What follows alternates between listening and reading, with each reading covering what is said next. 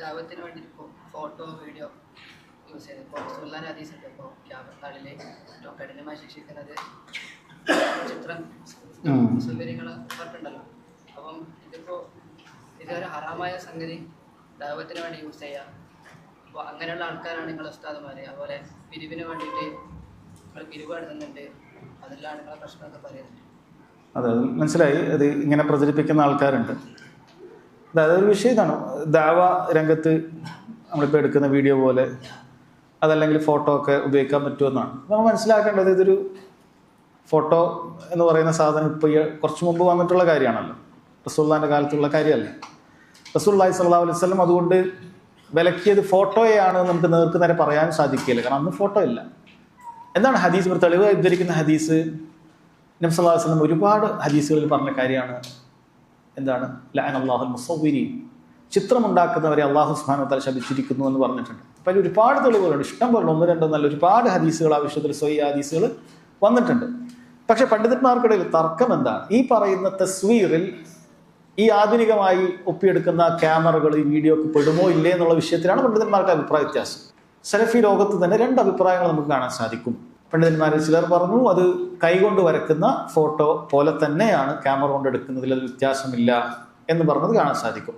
വേറൊരു വിഭാഗം പണ്ഡിതന്മാർ പറഞ്ഞിട്ടുള്ളത് അല്ല, കൈകൊണ്ട് ഒരാൾ ഫോട്ടോ എടുക്കുന്നത്, ചിത്രം വരക്കുന്നതിന് അതിൻ്റെതായ പണികളുണ്ട്. അതൊരാൾ അതിന് നോക്കി അതിനോട്, കാരണം ഹദീസിൽ പറയുന്ന ഇല്ലത്ത്, കാരണം അള്ളാഹു സുബ്ഹാനഹു വ തആലയുടെ സൃഷ്ടിയോട് ഒരാൾ മത്സരിക്കുക എന്ന് പറയുന്ന അത് ഈ പണിയിലുണ്ട്.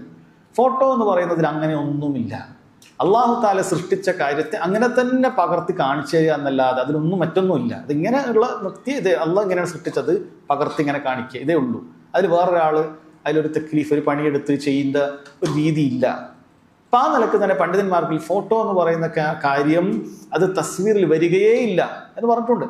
അതിൽപ്പെട്ട ഒരുപാട് ആലിമീങ്ങൾ നമുക്ക് ഉദ്ധരിക്കാൻ സാധിക്കും. ഇസാലിൽ ലുഹൈദാൻ ഹഫ്ളഹുല്ലാഹി അടുത്ത് മരണപ്പെട്ടു പോയ അഹ്ലുസുന്നത്തിന്റെ വലിയ കിബാറായ ഒരു പണ്ഡിതൻ മരിപ്പെട്ട ഒരാളാണ്. അദ്ദേഹം പറഞ്ഞത് കാണാം. ഒരുപാട് പണ്ഡിതന്മാർ ഇനി ഉദ്ധരിക്കാൻ സാധിക്കുന്ന അങ്ങനെ കാണാൻ സാധിക്കും. ഇപ്പുറത്ത് ഇത് പാടില്ല, ഇത് നിഷിദ്ധമാണ് എന്ന് തന്നെ പറഞ്ഞിട്ടുണ്ട് ഷെയ്ഖ് നാസറുദ്ദീൻ അൽബാനി റഹിമഹുല്ലാ, ഷെയ്ഖ് ഇബ്നു ബാസ് റഹിമഹുല്ലാ ഒക്കെ അത് പറഞ്ഞത് കാണാൻ സാധിക്കും. അപ്പം എന്തിനാണ് നമ്മൾ മനസ്സിലാക്കേണ്ടത്? കർമ്മശാസ്ത്രത്തിൽ ഒരു അഭിപ്രായ വ്യത്യാസം നിലനിൽക്കുന്ന ഒരു വിഷയമാണ്. ഞാൻ പറയുന്നത് ദഅവത്തുമായി ബന്ധപ്പെട്ട വിഷയമല്ല, മറിച്ച് ഫോട്ടോ എന്ന് പറയുന്ന കാര്യത്തിൽ തന്നെ അത് പെടുകയില്ല എന്ന് പറയുന്ന പണ്ഡിതന്മാരുണ്ട്, അത് ഇതിൽ പെടുമെന്ന് പറഞ്ഞ പണ്ഡിതന്മാരുണ്ട്. ഇനി രണ്ടാമത്തെ വിഷയം, ഇത്തരം ഇതൊരു ഹറാമാണെന്ന് മനസ്സിലായി, ഇത് ദഅവാ രംഗത്ത് ഉപയോഗിക്കുന്നതാണ് അടുത്ത വിഷയം. അപ്പോൾ ചില പണ്ഡിതന്മാർ പറഞ്ഞു ഇത് നിഷിദ്ധമാണ് എന്നുള്ളത് കൊണ്ട് തന്നെ അത് ദഅവാ രംഗത്തേക്കും ഉപയോഗിക്കേണ്ടതില്ല എന്ന് പറഞ്ഞ് അതിനെ പാടെ ഒഴിവാക്കണം. നമ്മളതല്ലാത്ത മാർഗങ്ങൾ സ്വീകരിച്ചാൽ മതി, കാരണം ഹറാം കൊണ്ട് ദഅവത്ത് നടത്തേണ്ടതില്ലല്ലോ എന്ന് അഭിപ്രായപ്പെട്ട പണ്ഡിതന്മാരെ കാണാൻ സാധിക്കും. എന്നാൽ വേറെ ചില ഉലമാക്കൾ, ഷെയ്ഖ് ഇബ്നു ബാസ് റഹിമഹുല്ലാഹി പോലെയുള്ള പണ്ഡിതന്മാർ, പിന്നെ പ്രധാനികളുടെ പേര് മാത്രമേ പറയുന്നുള്ളൂ, ധാരാളം കണക്കിന് പണ്ഡിതന്മാരുണ്ട്, അവർ പറഞ്ഞു നമ്മൾ പേഴ്സണൽ കാര്യത്തിന് ഫോട്ടോ ഒക്കെ ഉപയോഗിക്കാൻ എല്ലാവരും പറയുന്നുണ്ട്. അതായത് ഹറാമാണെന്ന് പറയുന്നവർ തന്നെ ഫോട്ടോ എന്തിനെടുക്കുന്നുണ്ട്? പാസ്പോർട്ടിന് എടുക്കുന്നുണ്ട്, അതേപോലെ തന്നെ ആധാർ കാർഡിന് എടുക്കുന്നുണ്ടാവും, ഒരു സിം എടുക്കണമെങ്കിൽ അതിനെടുക്കുന്നുണ്ടാവും. അങ്ങനെ പല കാര്യത്തിനും ഫോട്ടോ കാര്യങ്ങളൊക്കെ പേഴ്സണൽ ബെനിഫിറ്റിന് ആളുകൾ എടുക്കുന്നുണ്ട്, വ്യക്തിപരമായ ഉപയോഗങ്ങൾക്ക് എടുക്കുന്നുണ്ട്. അപ്പൊ വ്യക്തിപരമായ മസ്ലഹത്തുൻ ഖാസയെക്കാളും പരിഗണിക്കേണ്ടത് മസ്ലഹത്തുൻ ആമ്മ, മൊത്തം ഉമ്മത്തിന് ഉപകരിക്കുന്ന കാര്യമാണ്. അപ്പൊ മൊത്തം ഉമ്മത്തിന് ഇത്തരം ഫോട്ടോ വീഡിയോ പോലെയുള്ള ദഅവത്തുകൾ കൊണ്ട്, പ്രത്യേകിച്ചും അതിന്റെ വീഡിയോ അത് ആളുകളിലേക്ക് എത്താൻ ഒരുപാട് ഉപകാരം ഉണ്ട്.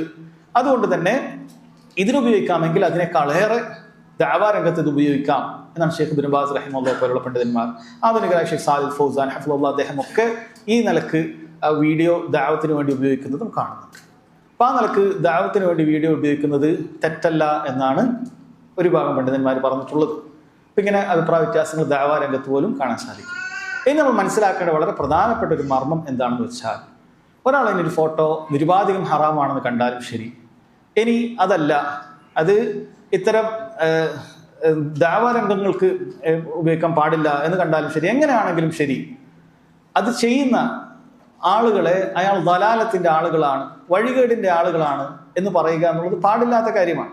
ഇതുമായി ബന്ധപ്പെട്ട് ധാരാളം പണ്ഡിതന്മാർ വിശദീകരിച്ചിട്ടുണ്ട്. ഇത് ഈ ഒരു വിഷയത്തിൽ മാത്രമല്ല, പല വിഷയങ്ങളിലും ഇത് വരുന്നുണ്ട്. പല വിഷയങ്ങളിലും അഭിപ്രായ വ്യത്യാസങ്ങൾ, ഫിഖ്ഹിയായ അഭിപ്രായ വ്യത്യാസങ്ങൾ വരുമ്പോൾ നമ്മൾ മനസ്സിലാക്കിയതനുസരിച്ച് നമുക്ക് ചെയ്യാം. പക്ഷേ മറ്റേ അഭിപ്രായമാണ് ശരി എന്ന് മനസ്സിലാക്കിയ ഒരാളെ അയാൾ ദലാലത്തിലാണ്, അല്ലെങ്കിൽ ഇത് കാരണത്താൽ അയാൾ സ്വഹാബികളുടെ മാർഗത്തിലല്ല, മൻഹജു സലഫിലല്ല, അയാൾ വഴികേടിലാണ് അതല്ലെങ്കിൽ അയാളുടെ ദേഹേച്ഛയെ പിൻപറ്റുന്നവനാണ് എന്ന് അയാളുടെ നിയത്തിനെ ചോദ്യം ചെയ്യുന്ന രൂപത്തിൽ സംസാരിക്കുക എന്നുള്ളത് പണ്ഡിതന്മാരിൽ പരിഗണിക്കപ്പെട്ട ഒരാളും ചെയ്തിട്ടില്ല.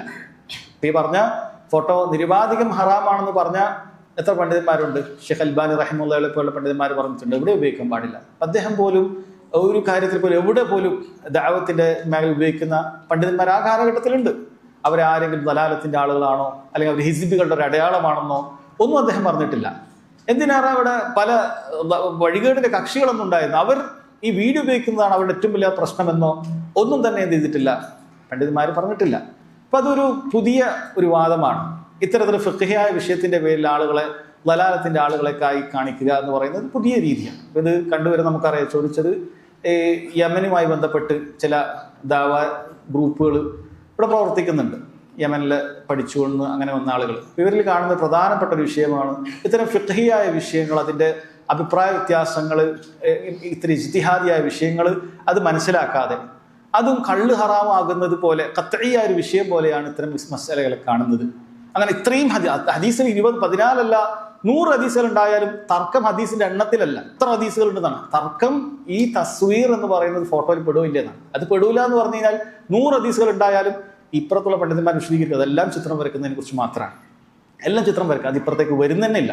ഇനി ആണെന്ന് പറഞ്ഞ പണ്ഡിതന്മാർ പോലും എന്താണ് ദഅവ രംഗത്ത് ഉപയോഗിക്കാം, അങ്ങനെ ഉപയോഗിക്കുന്നവർ ദലാലത്തിന്റെ ആളുകളായി കാണേണ്ടതില്ല എന്ന്. അതുകൊണ്ട് അവരുടെ ഏറ്റവും വലിയൊരു അബദ്ധമായിട്ട് നമുക്ക് മനസ്സിലാക്കാൻ പറ്റും. ഒരാൾ ഫോട്ടോ വീഡിയോ ദഅവത്തിന് ഉപയോഗിക്കുന്നതിനെ ഒരാൾ ദലാലത്തിലായി കാണുന്നുണ്ട് എങ്കിൽ എന്ത് ചെയ്യാൻ പറ്റും? അത് ഒരു അബദ്ധമായിട്ടാണ്. ഫിഖ്ഹിൽ അവർക്ക് തീരെ ഒരു കാഴ്ചപ്പാടില്ല എന്നാണ് മനസ്സിലാക്കാൻ സാധിക്കുന്നത്. അതല്ലെങ്കിൽ അവർ പരിഗണനീയമായ ഏതെങ്കിലും ഒരു ആലിമിനോട് അത് ചോദിച്ച് മനസ്സിലാക്കണം. അല്ലാഹു തആല പറഞ്ഞു ഫസ്അലു അഹ്ല ദിക്രി ഇൻ കുൻതും ലാ തഅലമൂൻ. അറിവില്ലാത്ത കാര്യം അറിവുള്ളവർ ചോദിക്കുക. ഇങ്ങനെ ഒരു വിഭാഗം ദഅവ പ്രചരിപ്പിക്കുന്നതിന് വേണ്ടി ഫോട്ടോ വെക്കുന്നുണ്ട് അല്ലെങ്കിൽ വീഡിയോ വെക്കുന്നുണ്ട്, അത് ഒരു ഹിസ്ബിയത്തിലാണ് ദലാലത്തിലാണ് എന്ന് അറിയിക്കുന്നതാണോ എന്ന് പണ്ഡിതനോടും ചോദിക്കുക. നമ്മൾ മനസ്സിലാക്കുന്ന ഈ പറയപ്പെടുന്ന ഒരു പണ്ഡിതൻ പോലും എന്ത് ചെയ്തിട്ടില്ല, ഈ കാര്യങ്ങൾ പറഞ്ഞിട്ടില്ല. ഇവർ മാത്രം പരിചയപ്പെടുത്തുന്ന ചില പണ്ഡിതന്മാരായിട്ടുള്ള ആളുകളിൽ ചിലർ അത് പറയുന്നു എന്നല്ലാതെ പരിഗണനീയമായ കിബാറുകളായ അഹ്ലുസുന്നത്തിൽപ്പെട്ട ഒരു ആലിമും എന്ത് ചെയ്തിട്ടില്ല അതിന്റെ പേരിൽ മാത്രം ഇന്ന് അവർ ദലാലത്തിലാണ് എന്ന് പറഞ്ഞിട്ടില്ല. അതുകൊണ്ട് അതിന്റെ പേരിൽ ആളുകളെ നിയത്തിനെ ചോദ്യം ചെയ്യുക, പ്രശംസ ഉദ്ദേശിച്ചിട്ടാണ് അവൻ ഇന്നതാണ് എന്നൊക്കെ പറയുക. ഇവിടൊക്കെ അള്ളാഹുവിനെ സൂക്ഷിക്കട്ടെ, ഒരാൾ നാവിനെ സൂക്ഷിക്കട്ടെ. മറ്റൊരാൾ അയാളുടെ നിയത്തിനെ ഇത്തിഹാം ചെയ്യുക, അതിനെ ചോദ്യം ചെയ്യുക, സംശയിക്കുക, ഒരു മുസ്ലിമിനോട് സൂഅ്ന് പുലർത്തുക, ഇങ്ങനെ അനേകം കാര്യങ്ങൾ ഇപ്പുറത്തുണ്ട്. അതൊന്നും പാലിക്കാതെ അതിന്റെ പേരിൽ ആളുകൾ ഗീബത്ത് പറയുക, നമീമത്ത് പറയുക, ഇതിനൊന്നും സലഫിയത്ത് കാണിക്കാതെ ഈ വിഷയത്തിൽ ചെയ്യുന്ന ആളുകളാണ്. ഇനി ഇതേപോലെ തന്നെ ഇതിനെ പരിഹസിക്കുന്ന വേറൊരു വിഭാഗം ആളുകളുണ്ട്. കാരണം ചില ആളുകൾ എന്ത് ചെയ്തിട്ടുണ്ടായിരുന്നു, ഒരു കാലഘട്ടത്തിൽ തസ്വീർ ഹറാമാണ്, വീഡിയോ ഒന്നിനും പാടില്ല എന്ന് പറഞ്ഞ ആൾക്കാർ പിന്നീട് അത് എടുക്കാൻ ആരംഭിച്ചിട്ടുണ്ട്. അപ്പോൾ വേറെ ചില ആൾ കണ്ടില്ലേ നിങ്ങൾ നേരത്തെ പറഞ്ഞതിൽ നിന്ന് മാറി എന്ന് പറഞ്ഞ് പരിഹസിക്കാനായിട്ടൊരു വിഭാഗം ചില സംഘടനക്കാരൊക്കെ അതിനുവേണ്ടി എപ്പോഴും വരെ പണിയതാണ്. എവിടെയെങ്കിലും കണ്ടാൽ നിങ്ങൾ ഒരു കാലത്ത് ശരിയാണ്, ഒരു കാലത്ത് ഉലമാക്കൾ പറഞ്ഞത് അടിസ്ഥാനത്തിൽ തന്നെ അതാണ് ഏറ്റവും ശരിയായി മനസ്സിലാക്കുന്ന അടിസ്ഥാനത്തിൽ വീഡിയോവും ഫോട്ടോവും ഒന്നും തന്നെ പാടില്ല എന്ന് പറഞ്ഞ ആളുകൾക്ക് പിന്നീട് ഫിഖ്ഹിയായിട്ട് ഇതാണ് കൂടുതൽ ശരിയെന്ന് മനസ്സിലായപ്പോൾ അതിലേക്ക് മാറി. ഇത് ഏത് കാലഘട്ടത്തിലും ലോകത്ത് ഉലമാക്കൾ ചെയ്ത കാര്യമാണ്. ഇമാം ഷാഫിക്കൊക്കെ ഖൗലു ഖദീമും ഖൗലു ജദീദൊക്കെ ഉണ്ടാകും. കാരണം ഇതാണ് കൂടുതൽ ശരി. ഇജ്തിഹാദ് തെളിവൊക്കെ നേരത്തെ ഉള്ളതല്ലേ, ശരിയാണ്. ഇമാം ഷാഫി അഭിപ്രായം പറയുമ്പോൾ എത്രയോ 100 കണക്കിന് വർഷം മുമ്പ് ഖുർആൻ ഹദീസൊക്കെ ഉണ്ട്. പക്ഷെ മനസ്സിലാക്കിയപ്പോൾ ഇതാണ് ശരിയെന്ന് ആദ്യം മനസ്സിലാക്കി, പിന്നീട് അതല്ല ശരി, ഇതാണ് ശരിയെന്ന് മനസ്സിലാക്കി. അങ്ങനെ ഒരാൾ കൂടുതൽ ശരി ഏതാണ് മനസ്സിലാക്കി അതിലേക്ക് പോകാം. അതിലെന്താണ് തെറ്റ്? കളിയാക്കുന്ന ആളുകൾക്ക് അതുകൊണ്ട് എന്താണ് കിട്ടുന്നത്, എന്ത് സുഖമാണ്, എന്ത് മനസ്സുഖമാണ് അതുകൊണ്ട് കിട്ടുന്നത് എന്നറിയില്ല. അതുകൊണ്ട് കാര്യം കൃത്യമായി മനസ്സിലാക്കുക. ആ വിഷയത്തിൽ പണ്ഡിതന്മാർ ഒരാളും അങ്ങനെ ദഅവ രംഗത്ത് വീഡിയോ ഫോട്ടോ ഉപയോഗിക്കുന്നത് അത് പാടില്ല, തെറ്റാണ്, അതിന്റെ പേരിൽ ഒരാൾ ദലാലത്തിലാണ്, ഹിസ്ബിയത്തിലാണ് എന്നാരും പറഞ്ഞതായിട്ട് നമ്മുടെ അറിവിലില്ല. അല്ലാഹു അഅലം. പിരിവ് എനിക്കറിയില്ല. അങ്ങനെ പിരിവുമായി ബന്ധപ്പെട്ട് പണ്ഡിതന്മാർക്ക് ഒരു അഭിപ്രായ വ്യത്യാസം തന്നെ നിലനിൽക്കാത്ത കാര്യമാണ്. അതൊരു പിരിക്കാൻ പാടില്ല എന്നാണ് പറയുന്നത്. അതും ഒരു വിഷയം ഈ പറഞ്ഞ ഏതുമായി ബന്ധപ്പെട്ട ഒരു അബദ്ധമാണത്. അതായത് പിരിവ് പാടില്ല എന്ന് ചില പണ്ഡിതന്മാർ പറഞ്ഞിട്ടുണ്ട്. അതെന്തിന്റെ പേരിലാണ്? ജനങ്ങളോട് ചോദിക്കാൻ പാടില്ല എന്നുള്ള കാര്യം ഒരു മസലയുണ്ട്. ജനങ്ങളോട് ചോദിക്കുന്ന ഒരു വിഷയമുണ്ട്. നബി സല്ലല്ലാഹു അലൈഹി വസല്ലം 3 വിഭാഗം ആളുകൾക്കല്ലാതെ ജനങ്ങളോട് ചോദിക്കാൻ പാടില്ല എന്ന് പറഞ്ഞ ഹദീസാണ്. അത് ആവശ്യക്കാരനല്ലാതെ ചോദിക്കാൻ പാടില്ല എന്നാണ്. അതൊക്കെ പണ്ഡിതന്മാർ വിശദീകരിച്ച് സ്വന്തത്തിന് വേണ്ടി ചോദിക്കുമ്പോൾ മാത്രമാണ്. നമുക്ക് സ്വന്തത്തിന് നമുക്ക് അല്ലാഹു സുബ്ഹാനഹു വ തആല നമുക്ക് വരുമാനം നൽകിയിട്ടുണ്ട് എങ്കിൽ ആൾക്കാരുടെ കൈ നീട്ടുക എന്നത് ഹറാമായ കാര്യം, ചെയ്യാൻ പാടില്ല. ഭിക്ഷാടനം എന്ന് പറയുന്നത് ഒരാൾക്ക് ജീവിക്കാനുള്ള പണമുണ്ട്, ചിലവിനുള്ള പണമുണ്ട്, അയാൾ ആളുകൾ കൈ നീട്ടുക എന്ന് പറയുന്നത് ഹറാമായ കാര്യമാണ്. വളരെ ഗൗരവമുള്ള ഹദീസുകൾ വന്നിട്ട് പരലോകത്ത് എത്തിക്കഴിഞ്ഞാൽ മുഖത്ത് ഇറച്ചി മാംസം ഇല്ലാത്ത രൂപത്തിൽ അവൻ വഷളായി പോകും. ഇതൊക്കെ ഹദീസ്, ഇതൊക്കെ സ്വന്തത്തിന് വേണ്ടി ചോദിക്കുമ്പോഴാണ്. എന്നാൽ ഒരു മസ്ജിദ് ഉണ്ടാക്കുന്നതിന് വേണ്ടിയിട്ട് ആളുകളോട് പണം ചോദിക്കുക തെറ്റായ കാര്യമല്ല. ഒരു ദഅവ പ്രവർത്തനം നടത്തുന്നതിനോട് ജനങ്ങളോട് ഇങ്ങനെ ഒരു സംവിധാനം ഉണ്ട്. അത് തആവനു അലൽ ബിർരി വത്തഖ്വ എന്ന ആയത്തിന്റെ പരിധിയിൽ വിടുന്നതാണ് പണ്ഡിതന്മാർ പറയുന്നത്. തഖ്വയും ഖൈറും ഒക്കെ അത് പരസ്പരം സഹകരിക്കുക എന്നുള്ളതാണ്. അത് ആക്ഷേപാർഹമായ പിരിവാണ് എന്ന് പണ്ഡിതന്മാരും പരിഗണനീയമായ പണ്ഡിതന്മാരും പറഞ്ഞിട്ടില്ല. ഇനി ഏതെങ്കിലും പണ്ഡിതൻ അത് അബദ്ധവശാൽ ഒരു വിഷയം പറഞ്ഞിട്ടുണ്ട് എങ്കിൽ അത് ആ പണ്ഡിതന്റെ ഒരു സല്ലത്തായി തെറ്റായി മനസ്സിലാക്കുക എന്നുള്ളതല്ലാതെ അത് ശരിയല്ല. അങ്ങനെ ചെയ്യുക എന്ന് പറയുന്നത് ശരിയല്ല. കാരണം അതുകൊണ്ടൊക്കെ ഉദ്ദേശിക്കുന്നത് എന്താണ്? അതുകൊണ്ടൊക്കെ ഉദ്ദേശിക്കുന്നത് സ്വന്തത്തിന് ചോദിക്കുക എന്നുള്ള വിഷയമാണ്. ഈ ആക്ഷേപിക്കുന്ന ആളുകൾ, ഞാൻ നേരത്തെ പറഞ്ഞു യമനുമായി ബന്ധപ്പെട്ട വിഷയവുമായി ബന്ധപ്പെട്ട ആളുകൾ, ഇവർ മസ്ജിദ് ഉണ്ടാക്കുമ്പോൾ ഇവർ ആളുകളോട് പേഴ്സണലായിട്ട് എന്ത് ചെയ്യുന്നുണ്ട്? പിരിവ് ചോദിക്കുന്നുണ്ട്. അപ്പം അങ്ങനെ പിരിവ് ചോദിക്കാൻ പാടില്ല, ഒരാളോട് ചോദിക്കാൻ പാടില്ല. ഇങ്ങനെ അവിടെ ഇരുന്നിട്ട് കൊണ്ടുതരുന്ന ആൾക്കാർ വന്ന് കൊണ്ടുതരട്ടെ, അങ്ങനെ പൈസ കിട്ടുമ്പോൾ പള്ളി ഉണ്ടാക്കാം എന്ന് തീരുമാനിച്ചാൽ മതിയായിരുന്നു. അല്ല, ഇവരെത്രയോ ആളുകളോട് എന്ത് ചെയ്യുന്നുണ്ട്? ചോദിക്കുന്നുണ്ട്. അപ്പം ഇവരുടെ അങ്ങനെ പോസ്റ്റർ ഒന്നാക്കി ചോദിക്കരുത്. ചോദിക്കുമ്പോൾ ഇങ്ങനെ പേഴ്സണലി വാട്സപ്പിലും മെസ്സേജൊക്കെ ആയിട്ടൊക്കെ ചോദിക്കണം. അതിൻ്റെ തമ്മിൽ എന്താ വ്യത്യാസം? മസലയിൽ എവിടെയാണ് അത് വേർതിരിയുന്നത്? ഒരു ഫിഖ്ഹിയായ മസല ചർച്ച ചെയ്യുമ്പോൾ അതിനൊരു മാനദണ്ഡം വേണ്ടേ? പോസ്റ്റർ ഉണ്ടാക്കുമ്പോൾ മാത്രം പ്രശ്നം, അത് നേരിട്ട് ചോദിച്ചാൽ കുഴപ്പമില്ല. അതിലെന്താണ്? അതിലെന്തൊരു മസ്ലഹത്ത് ഉണ്ടെങ്കിൽ ഓക്കെ. ഇപ്പം നമ്മൾ ആൾക്കാർ അധികം അറിയാതെ അങ്ങനെ പോയി ചെയ്യാം, അങ്ങനെ ചെയ്തോളൂ, യാതൊരു കുഴപ്പം. പക്ഷെ ഇപ്പുറത്തെ ആൾ പോസ്റ്റർ ഉണ്ടാക്കിയതാണ് പ്രശ്നം എന്ന് പറയാൻ എന്താണ്? ഒരു പള്ളിയിൽ ഒരു മർക്കസിൽ ഇത്ര ചെലവുണ്ട്, മാസാമാസം ഇത്ര കുട്ടികൾ പഠിക്കുന്നുണ്ട്, സാധിക്കുന്നവരെന്തെങ്കിലും ചെയ്യണം, അങ്ങനെ പോസ്റ്റർ ഉണ്ടാക്കിയത് വേഗത്തിൽ എത്താനുള്ള ഒരു മാർഗം മാത്രമാണ്. അത് ഹറാമാണെന്ന് ആരാണ് പറഞ്ഞിട്ടുള്ളത്? അതൊരു അബദ്ധമായ മനസ്സിലാക്കേണ്ട, മൊത്തത്തിൽ ഫിഖ്ഹിയായ വിഷയങ്ങൾ മനസ്സിലാക്കുന്നത് വളരെ ദഈഫായ ഒരു വിഭാഗമാണ് ഈ പറഞ്ഞ ആളുകൾ.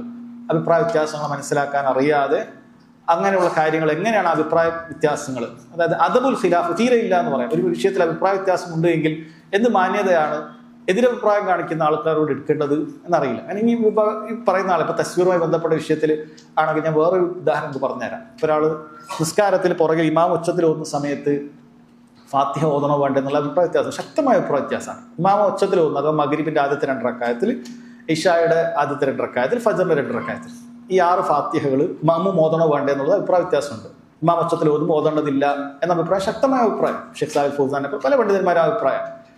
എന്നാൽ ഇപ്പുറത്തെ ഹദീസ് എന്താണ്? ലാ സ്വലാത്ത ലിമൻ ലം യഖ്റ ബിഫാത്തിഹത്തിൽ കിതാബ്, ഫാത്തിഹ ഓതാത്തവന് നിസ്കാരമില്ല എന്നാണ്. അപ്പോൾ ഒരുവൻ നിസ്കരിച്ചു, ഫാത്തിഹ ഓതിയിട്ടില്ല, മറ്റവൻ പറയാണ് ഫാത്തിഹ ഓതാത്തവൻ നിസ്കാരമില്ല, നീ നിസ്കരിച്ചിട്ടില്ല, നീ കാഫിറാണ് എന്ന് പറഞ്ഞാൽ എന്തായിരിക്കും അവസ്ഥ? ഇതിനേക്കാളും ഗൗരവമുള്ള വിഷയമല്ലേ നിസ്കാരത്തിൽ ഫാത്തിഹ ഓതാന്ന് പറയുന്നത്? തസ്വീറിനേക്കാൾ. തസ്വീർ കാഫിറാന്ന് ആരും പറഞ്ഞിട്ടില്ലല്ലോ. തസ്വീർ എടുത്ത് ഫോട്ടോ എടുത്ത കാഫിറാന്ന് ആരും പറഞ്ഞു? നിസ്കരിച്ചിട്ടില്ല, നിന്റെ നിസ്കാരം ശരിയായിട്ടില്ല. കാരണം എന്താ?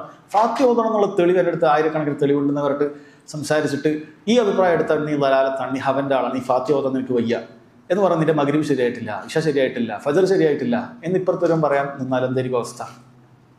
വളരെ ഗൗരവമുള്ള കാര്യമല്ല. അപ്പോൾ ആ കാര്യത്തിൽ അവൻ അതാണ് തെളിവ് മനസ്സിലായത്. ഫാത്തിഹ ഓതേണ്ടതില്ല, കേട്ട് നിന്നാൽ മതി, ഫാത്തിഹ ഓതേണ്ടതില്ല, പ്രാരംഭ പ്രാർത്ഥന അതിനും മിണ്ടാതെ നിന്നാൽ മതി, പിന്നെ ഒന്നും ചെയ്യേണ്ടതില്ല, പിന്നെ റുക്കൂൽ സുജൂദൊക്കെ ചെയ്യണം എന്ന് ഒരാളെ മനസ്സിലാക്കും. അപ്പോൾ അയാൾ ദലാലത്തിന്റെ ആളാക്കാൻ നോക്കിയാൽ എന്തായിരിക്കും അവസ്ഥ? നിന്റെ നിസ്കാരം തന്നെ ശരിയായിട്ടില്ല എന്നാണ് പറഞ്ഞത്, ഫാത്തിഹ ഓതിട്ടില്ലെങ്കിൽ. ഇപ്പുറത്തും ഫാത്തിഹ ഓതാനുള്ള കാരണം തന്നെ നിസ്കാരം ശരിയാകണം എന്നുള്ളത് കൊണ്ടാണ്. അത്തരം അഭിപ്രായ വ്യത്യാസങ്ങളും ശരിക്കും മനസ്സിലാക്കിയിട്ടില്ലെങ്കിൽ വലിയ ഗൗരവമായിരിക്കും. അന്ന് പണ്ഡിതന്മാർ ഒരാൾ പോലും പറയാത്ത കാര്യം. അതുകൊണ്ട് ഈ വിഷയം ഞാൻ ഫോട്ടോഗ്രാഫിയുമായി ബന്ധപ്പെട്ട് ഒന്നുകൂടി പറയാം. പണ്ഡിതന്മാർ ഒരാളും പറയാത്ത കാര്യമാണ് ദഅവത്തിൽ ഒരാൾ ഫോട്ടോ എടുക്കുന്നത് കൊണ്ട് മാത്രം ഇന്ന് ആൾക്കാർ ദലാലത്തിലാണ് എന്ന് പറയുന്നത്. ഒരു പണ്ഡിതന്മാരും അറിയപ്പെടുന്ന ഒരു പണ്ഡിതന്മാരും അങ്ങനെ പറഞ്ഞിട്ടില്ല. എന്നിട്ടും അത് അഭിമാനപൂർവ്വം കൊണ്ടു നടക്കുന്നു എന്നുള്ളത് എത്ര വലിയ ജഹാലത്താണെന്നാണ് മനസ്സിലാക്കി. ഈ കാലഘട്ടത്തിൽ എല്ലാ പണ്ഡിതന്മാരുടെ അഭിപ്രായങ്ങൾ മനസ്സിലാക്കാനും മറ്റുമൊക്കെ വഴികളുണ്ട്. എന്നിട്ട് പോലും ഇതെങ്ങനെ കൊണ്ടു നടക്കുന്നു എന്നറിയില്ല. അത്രമേൽ വിവരമില്ലായ്മയാണോ അതൊരു അലങ്കാരമായി കാണുകയാണോ എന്ന് തോന്നിപ്പോവുകയാണ്. അല്ലാഹു അഅലം.